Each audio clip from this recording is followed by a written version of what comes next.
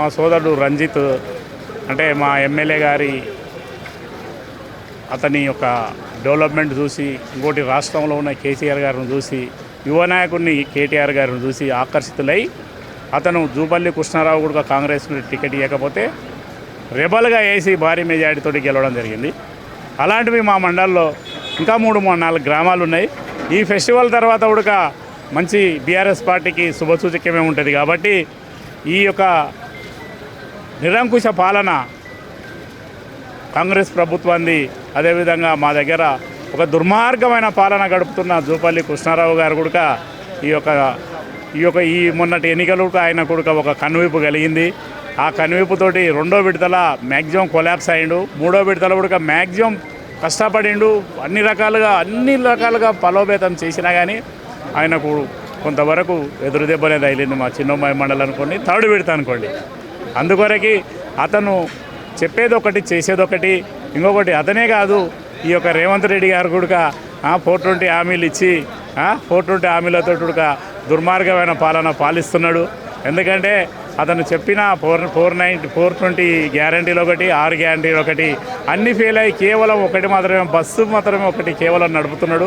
అది ఎందుకంటే ఆడపడుచులను కొట్లాడించడానికి తప్ప ఆయన, ఎందుకంటే ఆడోళ్ళను ఇంట్లో ప్రశాంతంగా ఉండొద్దు అనే ఉద్దేశంతో మన రేవంత్ రెడ్డి గారు బస్సు పెట్టి నానా రకాలుగా ఇబ్బందులు పెడుతున్నారు. అయితే అది ఒకటి కూడా, ఎందుకంటే అతను ఏదో ఒక హామీ ఇవ్వాలి, ఆర్టీసీ కదా తక్కువతోటి అయిపోతుంది అనుకున్నాడు. మహిళలకు ఏ గ్యారంటీ సక్సెస్ చేశాడండి? మహిళలకు 2500 ఇస్తానని ఇచ్చాడా? తులం బంగారు ఇస్తానని ఇచ్చాడా? ఇంకొకటి విడో పెన్షన్లు 4000 చేస్తానని చేసిండా? దివ్యాంగులకు 6000 రూపాయలు ఇస్తానని ఇచ్చిండా? ప్రతి రంగంలో కాంగ్రెస్ పాలన ఫెయిల్యూర్ అయిందండి. కాంగ్రెస్ పార్టీకి నెక్స్ట్ రాబోయే ఎన్నికల్లో, ఎంపీటీసీ జెడ్పీటీసీ ఎన్నికల్లో, అదేవిధంగా మున్సిపాలిటీ ఎన్నికల్లో ఖచ్చితంగా రాష్ట్రంలో చుక్కలు చూపించే రోజులు ఖచ్చితంగా అతి త్వరలో ఉన్నాయి. అందుకంటే అతను భయాభ్రాంతుడై 2 సంవత్సరాల తర్వాత సర్పంచ్ ఎన్నికలు పెట్టిండ్రు. ఆ రిజల్ట్ ఏందో కూడా రాష్ట్రంలో చూపించారు. రేపు కూడా సింబల్స్ తోటి వస్తుంది.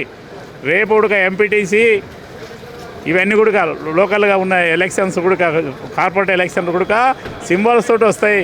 ఇంకా భారీ చుక్కలు చూపించే రోజులు రేవంత్ రెడ్డి గారు చూస్తారు, కాంగ్రెస్ పాలన చూస్తుంది. ఈ కాంగ్రెస్ పార్టీకి చర్మగీతం పాడే రోజులు అతి త్వరలో ఉన్నాయి. Thank you. కాంగ్రెస్ పార్టీ ఆ రోజుల్లో గెలవడానికి 3 ప్రధానమైన కారణాలు ఉన్నాయండి. మాకున్న పరిజ్ఞానం చెప్తున్నాం. ఒకటి, రాష్ట్రం మొత్తం వల్ల రేవంత్ రెడ్డిని ఒక రెడ్డి అని చూసి ఓట్లు వేసిండ్రు అంతా, రెడ్డి పాలన చూడాలని.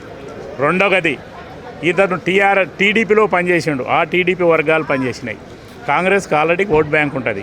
ఆ 3 తోడైనందుకే ఎమ్మెల్యేలు గెలవడం జరిగింది, రేవంత్ రెడ్డి గారు కుర్చీలో కూర్చోవడం జరిగింది. కానీ ఈ 3 తప్ప 2 మాత్రం బలమైన కారణాలు. రెడ్డి సామాజిక వర్గం రాష్ట్రం మొత్తం మీద రెడ్డిని ముఖ్యమంత్రిగా చూడాలనుకున్నారు. అందరి కూడా గుండులు కొట్టించిండు ఈరోజు. అందరి రాష్ట్రం మొత్తం మీద గుండ్లు కొట్టించిన రోజులు. ఎందుకంటే మీరు సింపుల్గా చూస్తున్నారు. ఒక యూరియా విషయానికి వస్తే గత 10 సంవత్సరాలు కేసీఆర్ పాలించిన రోజులు కూడా ఆటో, మేము రైతాంగం నుంచి వచ్చిన వాళ్ళమే, ఆటో పంపిస్తే ఉడక డబ్బులు ఇచ్చి పంపిస్తే బాయ్ కాన్నో చేను కాన్నో ఆటోలో యూరియా సంచులు వచ్చి పడేటివి.